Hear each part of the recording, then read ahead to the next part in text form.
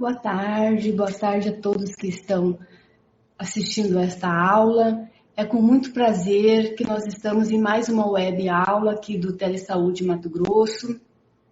Lembrando que esta aula foi montada em cima das teleconsultorias encaminhadas aqui para o nosso serviço. Então, devido a uma grande demanda de perguntas, de dúvidas de muitas pessoas, a gente montou esta aula que vai ser uma conversa, né? Vocês podem estar fazendo perguntas, o que não poderá ser respondido aqui, a gente vai buscar a resposta e iremos encaminhar posteriormente. E as perguntas também podem ser feitas via teleconsultoria. Nós vamos falar sobre o programa de triagem neonatal. O programa de triagem neonatal, ele é um programa do Ministério da Saúde, né, com o objetivo de rastrear precocemente algumas doenças no recém-nascido. E a partir desse diagnóstico, dar início ao tratamento. Ou seja, a triagem neonatal, ela já diz triagem. Então, o objetivo dela é fazer uma triagem de todas as crianças nascidas vivos, ou seja, reservar um grupo de pessoas, né, que podem ter o diagnóstico. Mas para fazer esse diagnóstico da doença, serão necessários outros exames. E dentro do programa de triagem neonatal, estão inseridos outros testes, que temos o teste da orelhinha, o teste do olhinho, o teste da linguinha, do coraçãozinho e o teste do pezinho. Nós, nesta aula, estaremos falando somente do teste do pezinho. Então, o teste do pezinho é um exame que deve ser realizado em todos os recém-nascidos vivos, entre o 3º e o 5º dia após o nascimento, fixando 3º e 5º dia após o nascimento. A gente vai ver mais para frente por que entre o 3º e o 5º dia após o nascimento. Os bebês prematuros, ou seja, menores de 37 semanas gestacional ou de baixo peso, abaixo de 2 kg, devem realizar uma segunda coleta em torno da 3ª semana de vida. Por quê? Porque a imaturidade do eixo hipotálamo-hipófise-tireoide desses prematuros pode mascarar o resultado do hipotireoidismo congênito primário. Então, é devido ao hipotireoidismo que solicita uma segunda coleta em torno da 3ª semana de vida. Mas, lembrando que ele precisa fazer a primeira coleta entre o 3º e 5º dia de vida.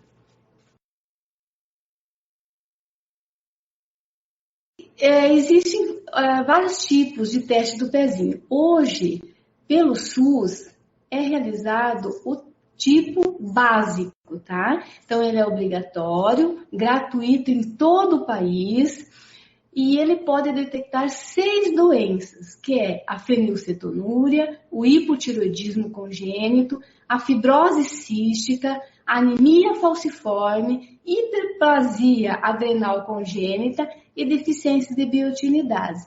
Lembrando que são doenças graves para o recém-nascido, porém, algumas delas, os sintomas não aparecem nos primeiros dias após o nascimento, e sim posteriormente. Então, por isso que há necessidade de se fazer o exame precocemente para iniciar o tratamento. Existe ainda o ampliado, o super ou o expandido. Esses exames são oferecidos somente na rede privada. Então, as doenças de abrangência do teste do pezinho supridas pelo SUS, né? Mato Grosso realiza as 4 fases. Cada fase do exame detecta determinadas doenças. Por exemplo, a fase 1, que ela foi infundida no sistema no ano de 2001. A fase 1, a princípio, ela pegava somente a fenilcetonúria e o hipotireoidismo congênito. Então, eram apenas essas 2 doenças que o teste do pezinho dava o diagnóstico, possível diagnóstico, né? Aí, em 2009, foi inserido neste programa as doenças falciformes e outras hemoglobinopatias, mantendo a fenilcetonúria e o hipotireoidismo congênito. Em 2012, aí o Mato Grosso passou a inserir no programa a fase 3, onde incluiu a fibrose cística. Então, fazia-se a fase 1, a fase 2 e a fase 3. E aí, já em 2014, foi inserido neste programa, aqui no estado de Mato Grosso, a hiperplasia adrenal congênita e a deficiência da biotinidase. Então, são essas doenças que o teste do pezinho realizado em Mato Grosso abrange. A fenilcetonúria, ela é uma doença grave, né? Que é a falta ou a deficiência de uma enzima chamada fenilalanina hidroxilase. Ela é responsável pela metabolização do aminoácido chamado fenilalanina. Um nome um pouquinho difícil, né?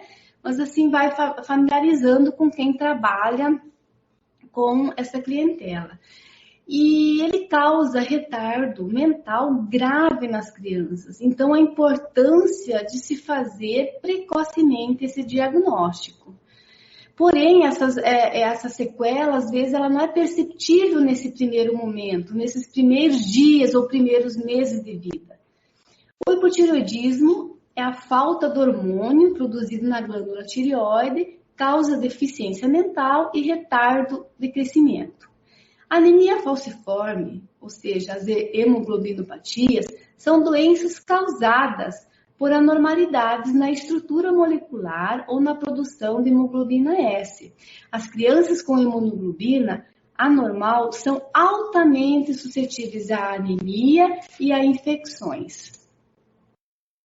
A fibrose cística também é uma doença muito grave, né?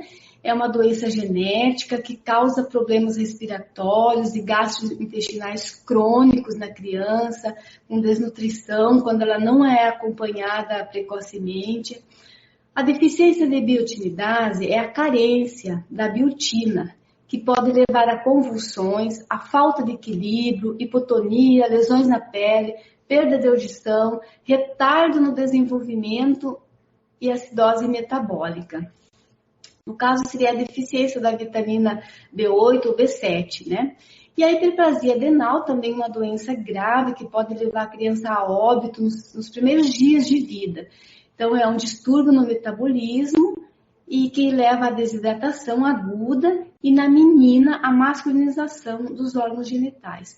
Vemos aqui que a maioria das doenças, elas trazem sequelas neurológicas.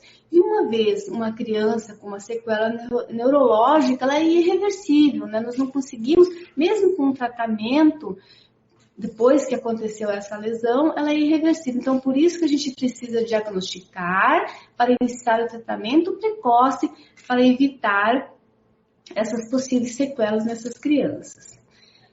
Vou falar um pouco da fenilcetonúria, né? Então, a importância de se fazer o exame, de colher, de fazer a coleta entre o terceiro e quinto dia para a fenilcetonúria é muito importante, tá?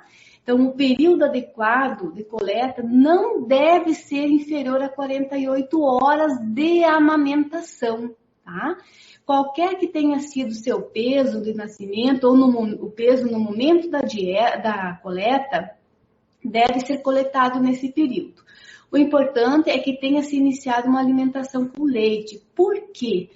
Porque a fenilcetonúria, que ela é causada pela deficiência da enzima fenilalanina hidroxilase, a criança precisa mamar primeiro para ser diagnosticado no sangue resíduos desse aminoácido, né? E o leite materno é um alimento rico em fenilalanina, não só o leite materno, como o leite de fórmula. E a criança recém-nascida, ela se alimenta de leite, né? Então, ela precisa mamar. Nós não podemos fazer esse exame se a criança não teve a amamentação. Então, assim, tudo esse pensado é colocado ao 3º ao 5º dia de vida por causa disso, porque nesse período já houve produção láctea, né? Essa criança já mamou, ela já recebeu a fenilalanina para podermos ter um resultado positivo e de forma correta, senão nós podemos ter os falsos negativos, né? Lembrando ainda que a dieta dos pacientes com fenilcetonúria é uma dieta muito rigorosa que a gente precisa iniciar nas primeiras horas de vida para evitar os problemas neurológicos posteriormente. A importância da coleta ser realizado antes dos 30 dias de vida para a doença com fibrose cística. Então, ali que nós sempre chamamos a atenção que a coleta não pode ser realizada depois dos 30 dias para pegarmos essas crianças que têm a possibilidade de ter a fibrose cística, né?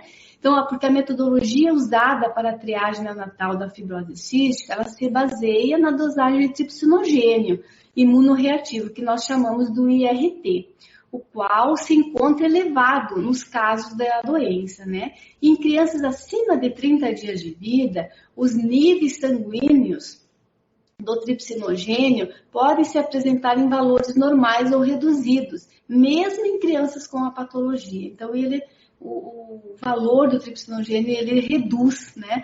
E aí nós podemos ter os falsos negativos. Então, essa importância de a gente prestar muita atenção na data da coleta do exame do teste do pezinho.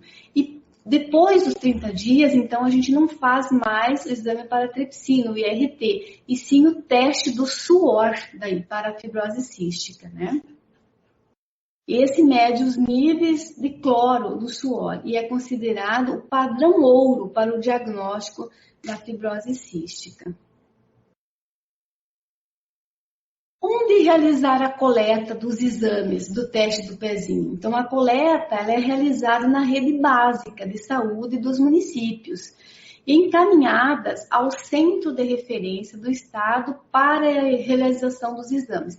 Esse centro de referência está localizado aqui no Hospital Júlio Miller.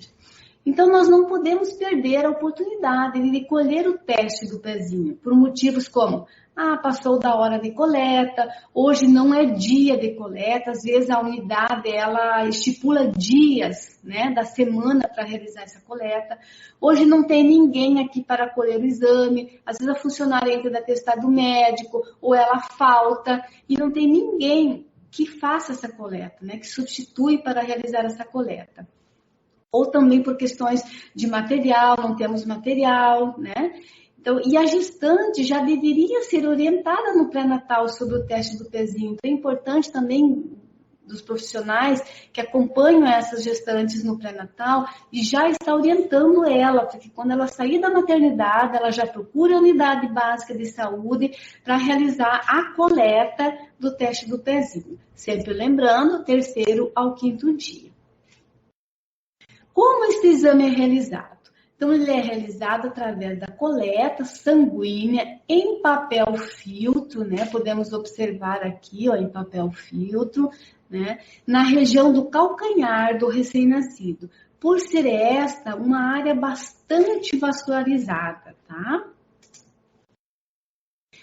Utilizar somente a lanceta estéril para a coleta de sangue. Então, existem vários tipos de lancetas, né? Elas são ofertadas pelo Ministério da Saúde, aqui para o serviço de referência, e o serviço de referência distribui para os municípios, para a Secretaria Municipal. E observarmos o local da coleta, né? Eu acho importante essa figura, né? Onde ele diz sim, então nessa região pode ser efetuada a coleta, sim, essa outra região pode ser efetuada a coleta e aqui não. Então, aqui não pode ser realizada a coleta, tá? Lembrando, esse é o cartão, né, onde vai ser coletar os dados da criança. Eu chamo muita atenção aqui para quem coleta os dados, né? todos esses campos, eles devem ser preenchidos corretamente. Por quê? Porque quando chega aqui no serviço de referência, tendo os dados corretamente, se a gente precisa chamar essa criança para uma recoleta, para a coleta de uma nova amostra, a gente tem todos os dados da criança, né? A coleta vai ser feita nestes pontos, né? A coleta do sangue, e esse pedacinho aqui, ele pode ser destacado e entregue para a mãe, para a família que está levando a criança no posto de saúde. Ele não precisa ser encaminhado junto. Esse aqui é um documento da mãe, um comprovante que ela realizou o teste do pezinho. Então, é importante o preenchimento completo, né? Como falei já anteriormente, de forma legível, uma caneta esferográfica e todos os campos do cartão serem preenchidos. Uma letra legível também, porque às vezes chega aqui no serviço de referência, a gente não entende os números, não consegue decifrar o número do telefone, e isso às vezes dificulta para a gente entrar em contato, né? Ou a caneta vem borrada e a gente não consegue, às vezes, decifrar e acaba tendo que entrar em contato com a UBS ou com a Secretaria Municipal para ter essas informações. Após a coleta do sangue em papel filtro, onde guardar as amostras? Então, observe aqui que após a coleta, esse papel filtro, ele tem que ficar em temperatura ambiente, secando essas gotas de sangue que foi coletado. Porque se a gente guardar no mesmo momento, às vezes teve uma gotinha um pouquinho mais espessa, ficou um resíduo, e ele pode mofar, ele pode criar fungos, né? Ou borrar também o cartão da amostra, né? Então, ele fica em torno de 3 a 4 horas no ambiente limpo, e depois ele deve ser guardado, chamando atenção quando a coleta for na sexta-feira, então ele não pode ficar exposto até na segunda-feira para ser guardado só na segunda-feira, né? Colocar papel alumínio em torno da aba que contém a amostra, tá? Voltando aqui, ó, o papel alumínio é colocado somente na aba que contém a amostra. Não precisa passar papel alumínio em todo o cartão. Isso é desperdício de papel alumínio. Somente onde contém a amostra. Não grampear, não colocar clipe aonde é colocado o papel alumínio, onde é colocado a amostra, tá? E acondicionar preferencialmente em uma caixa plástica. Vocês estão vendo aqui, né, um tapuerzinho, né? Ou pode ser numa sacola plástica também, não tem problema. E guardar na geladeira, tá? É importante lembrar aqui vocês que não pode ser guardada a amostra em geladeira onde é colocado medicamento ou alimentos. A amostra deve ser guardada em geladeira onde se guarda amostras de laboratório, tá? Então, atenção, a responsabilidade, então, é do posto de coleta, né, da Secretaria Municipal de Saúde, de coletar essas amostras, de armazenar essas amostras corretamente e também de encaminhar essas amostras. Então, o ideal é que essas amostras chegam ao centro de referência em 5 dias após a coleta. Por que isso? Porque nós temos, por exemplo, o exame da biotinidase, é uma enzima e ela é muito sensível ao tempo. Então, se permanecer, às vezes, no correio ou na transportadora, que tem municípios que encaminham através da transportadora, pode perder a qualidade dessa amostra. E ela deve chegar no centro de referência em condições de temperatura adequada. Ela tem que chegar em caixa térmica e com geloque, tá? Ela tem que chegar refrigerada, justamente por causa da biotinidase, que é muito sensível a altas temperaturas. E também não chegar molhada, porque senão perdeu uma amostra mal coletada, ou mal acondicionada, ou mal transportada, ela vai fazer o quê? Vai fazer com que o serviço solicite uma nova coleta de amostra. E com isso, vai retardando cada vez mais a possibilidade de tratamento de uma criança. Então, como eu já falei, né, a importância de uma amostra bem coletada, essa amostra bem coletada, ela vai garantir eficiência e eficácia no resultado, né? E, como já disse, vai evitar uma reconvocação para uma coleta de uma nova amostra, né? E custos também, transporte, né? Que já o município gastou para mandar até o centro de referência. Então, como eu já disse, as amostras, quando coletadas na rede básica, elas são encaminhadas para o centro de referência que fica no Hospital Júlio Miller. Então, o Hospital Júlio Miller, em Cuiabá, ele é o centro de referência do estado de Mato Grosso. Todos os exames são coletados nos municípios, né, nos diversos municípios de Mato Grosso, nos 141 municípios do estado, e são transportados, são direcionados para o teste do pezinho, para o que a gente chama teste do pezinho, que é o serviço de referência, para onde são realizados os exames laboratoriais, né? Então, o laboratório que vai realizar os exames está localizado aqui no Hospital Universitário Júlio Miller. Qual é o papel deste centro de referência de triagem neonatal? Então, realizar as análises neonatais em papel filtro, emitir os resultados online, né, para todo o estado. Quando saem os resultados do laboratório, já são encaminhados para a Secretaria Municipal de Saúde do estado. Fornece o papel filtro e as lancetas, né, o serviço de referência que encaminha. Lembrando que esses papel filtros também têm prazo de validade, tá? Eles sempre têm que estar observando a data de validade e devem ser acondicionados em local limpo, seco. Também é papel do serviço de referência, né, fornecer instruções técnicas a respeito do procedimento de coleta, acondicionamento e envio das amostras para técnicos e enfermeiros responsáveis por este procedimento nos postos de coleta, e a busca ativa, né, a reconvocação para uma segunda coleta ou agendamento e encaminhamento nos casos suspeitos para o serviço.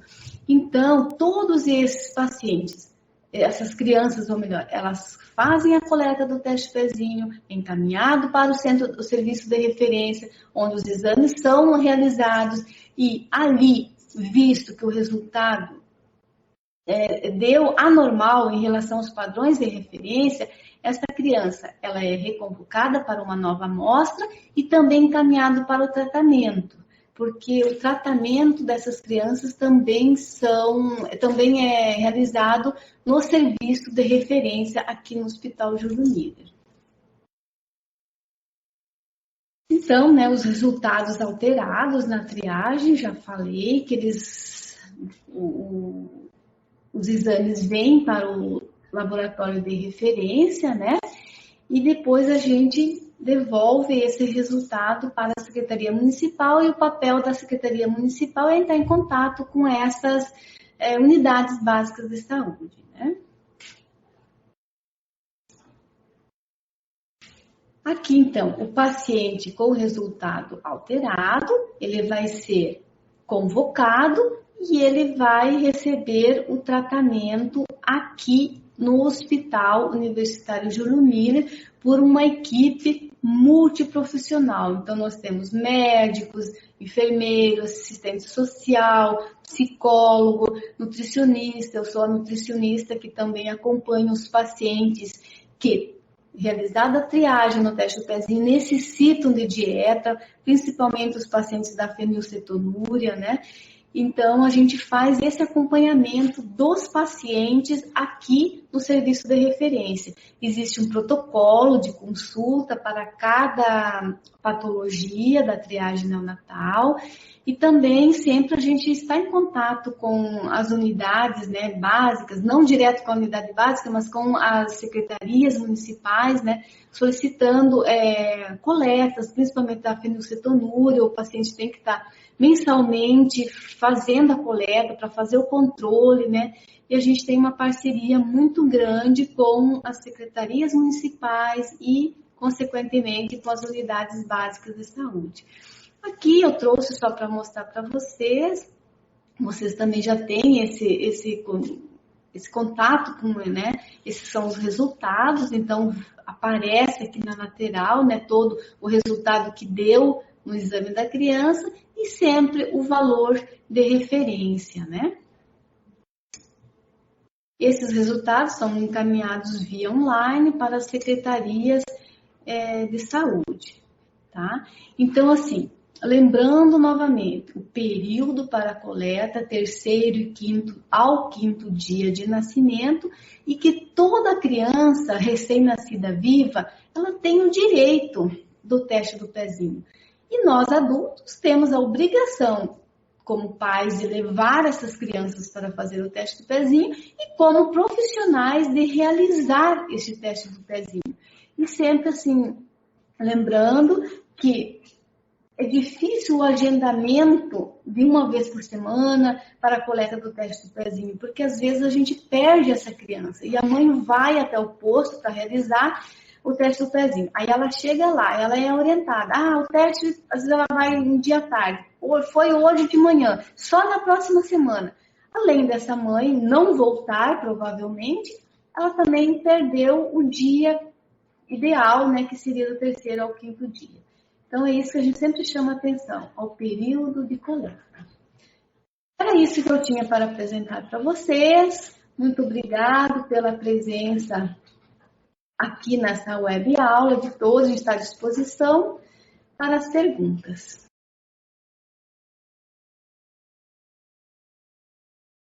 Então, estamos retornando para responder as perguntas que foram enviadas, tá?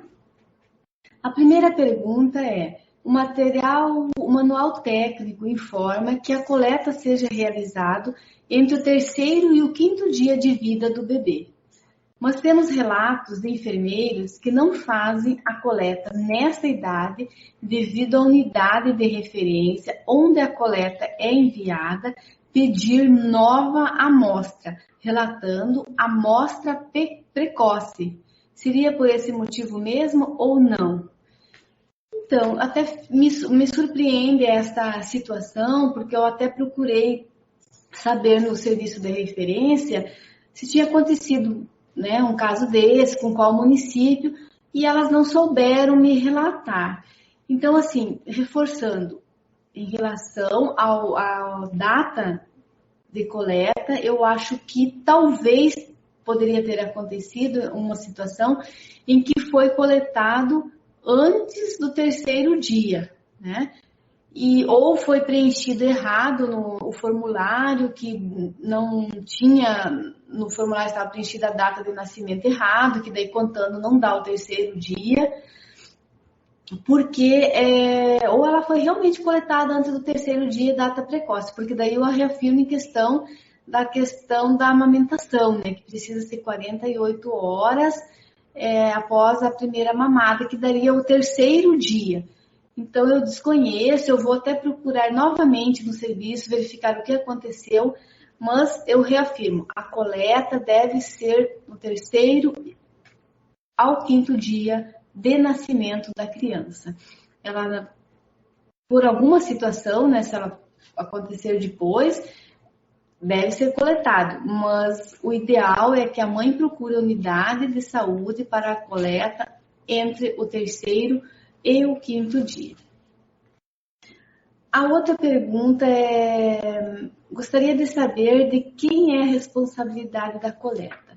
Então, a coleta, ela é da responsabilidade ou do enfermeiro, ou do técnico de enfermagem, ou do auxiliar, ou da pessoa e daquela pessoa que foi treinada, que foi encaminhada pela unidade básica para treinamento, aquela pessoa que recebeu o treinamento para fazer a coleta, ou de um técnico de laboratório, é a pessoa que foi selecionada da unidade para realizar a coleta. Ela não precisa ser do enfermeiro padrão, é da pessoa que foi qualificada, que foi treinada para realizar aquela coleta. É possível coletar por punção venosa na primeira amostra? É possível. Se é uma criança que já vai realizar uma punção venosa, muitas vezes dentro da UTI, né? Ela já vai realizar essa punção, então já se aproveita essa coleta. Mas é uma coleta que você vai tirar sangue por punção e você tem que ter muito cuidado no momento de adicionar essa amostra no papel filtro, porque a pessoa vai ter que ter muito controle com o êmbolo da seringa, se for o caso, dela colocar a gotinha certinha em cima da bolinha do papel filtro, né? Então, às vezes, ela não tem essa agilidade e dificulta um pouco. E aí acaba tendo uma amostra perdida, né? Uma amostra coletada errada, uma amostra perdida. Mas o sangue pode ser, sim, de uma punção. Os dados sobre triagem neonatal nos estados brasileiros não estão disponíveis para consulta, como no DataSUS, por exemplo.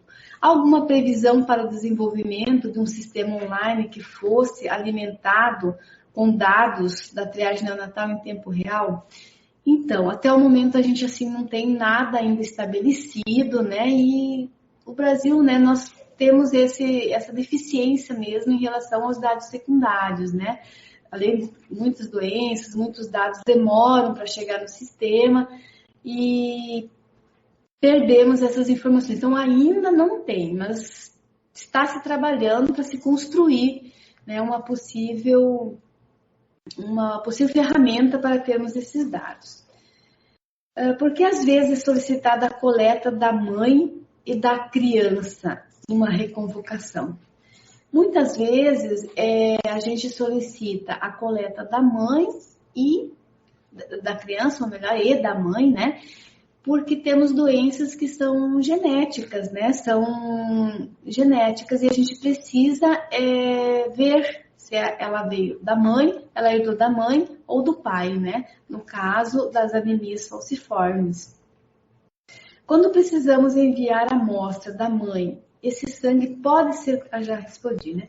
Para os municípios que dependem do transporte, tem um tempo de entrega das coletas? Então, o difícil é o tempo que nós temos municípios muito longe, né, da capital, 1.300, 1.400 quilômetros. Então, essa amostra, quando é coletada lá, ela já deve ser encaminhada, porque, voltando a afirmar, no prazo de 5 dias, ela tem que chegar ao serviço para a realização do exame, porque senão essa amostra ela pode ter perdas de qualidade do resultado, né?